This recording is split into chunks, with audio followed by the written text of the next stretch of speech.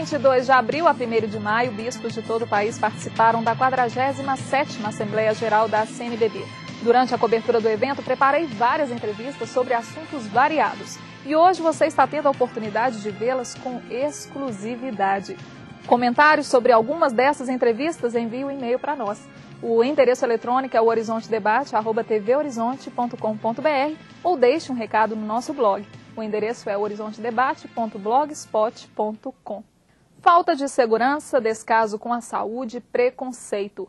Estes são apenas alguns desafios enfrentados pelos povos indígenas, de acordo com o bispo de Roraima, Dom Roque Paloski. Confira a entrevista. Dom Roque, muito obrigado por estar aqui conosco e poder conversar também com os telespectadores da TV Horizonte e do programa Horizonte Debate. Muito obrigada. Eu que agradeço essa oportunidade de poder ver um novo horizonte, né, com todos vocês, mineiros de Belo Horizonte, e sobretudo a grande alegria de partilhar aquilo que, como igreja da Diocese de Roraima, os sonhos, as alegrias e as esperanças dos povos indígenas de Roraima. O Brasil inteiro acompanhou toda a situação da Raposa Serra do Sol e também a igreja recebeu muitas acusações. Mas o importante para nós é, sobretudo, a gratidão pelo testemunho de vida que as comunidades indígenas das várias etnias de Roraima nos dão.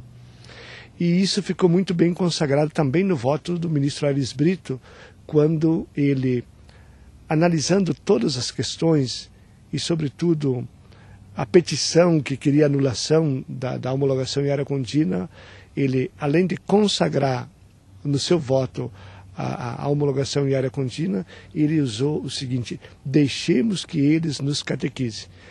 Por isso, nesse mundo do consumismo, da exclusão, nesse mundo do aquecimento global, do desrespeito à mãe natureza, as comunidades indígenas nos dão essa lição, essa catequese de respeito e de comunhão com a obra da criação.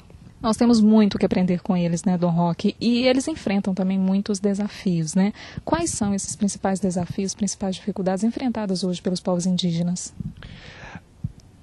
A análise que os estudiosos fazem é esta. No Brasil, está se avançando as fronteiras agrícolas.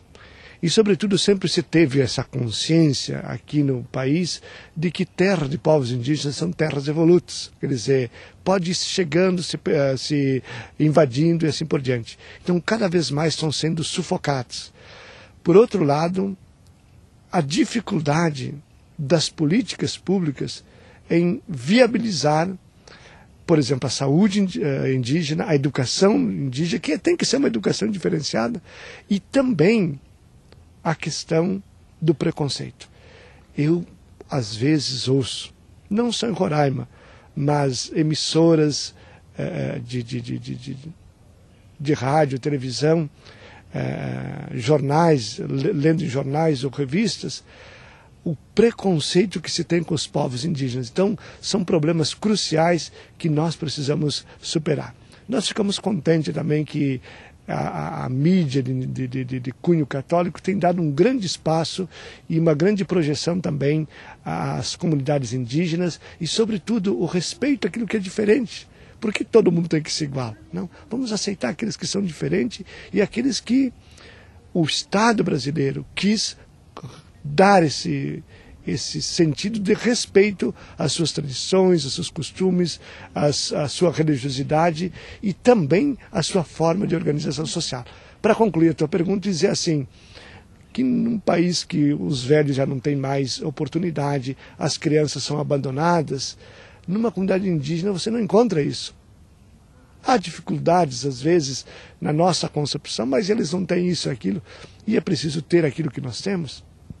Nós reiteramos, Zé, olha, é preciso, sobretudo, uma política séria, porque, caso contrário, nós estamos atrapalhando na medida em que os recursos não são canalizados verdadeiramente para a saúde indígena. Sem contar o grande desafio de que as governadas como a FUNASA tem para levar para frente a saúde dos povos indígenas. Então nós acreditamos que é preciso mudar a política da saúde dos povos indígenas e, acima de tudo, permitir a participação das próprias comunidades indígenas, das suas organizações, nos desígnios, na execução dessas políticas de saúde. E aproveitando a oportunidade, Dom Roque, eu gostaria de saber a opinião do senhor a respeito dos encaminhamentos judiciais que têm sido feitos aí no caso da irmã Dorothy.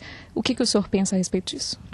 Olha, nós estamos fazendo um papelão, né? Desculpa os telespectadores a expressão.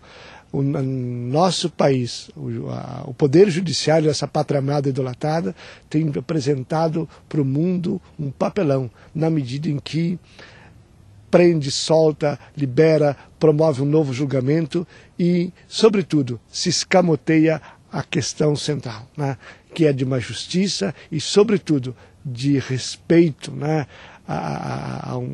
Às instâncias judiciais. Então nós precisamos, sobretudo, crescer nessa consciência, né? Nós temos um caso lá em Roraima de que, se não fosse a Organização dos Estados Americanos, simplesmente a justiça brasileira lavou as mãos. Mas aí, com uma decisão da Organização dos Estados Americanos, a justiça brasileira tem que reconhecer. E o caso da irmã Dora está indo para isso, né? Os tribunais internacionais vão ter que se pronunciar diante dessa situação, como se diz, de descalabro, né? De falta de sensibilidade, sobretudo, não só a morte da Dorothy, mas os sonhos e esperanças dos pobres desse país. Dom Roque, antes de começarmos a entrevista, o senhor estava me falando sobre a Diocese de Roraima, né? E sobre tudo que tem sido feito e de que forma vocês estão trabalhando lá. Gostaria que o senhor apresentasse a Diocese de Roraima para todos de Belo Horizonte. A Diocese de Roraima compreende todo o estado de Roraima, no extremo norte do Brasil.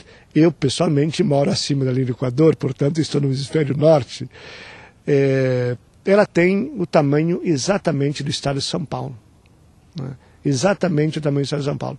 E nós já dependemos de, no mínimo, 4 tipos de transporte. O transporte aéreo, sobretudo para chegar no meio das missões do povo Yanomami.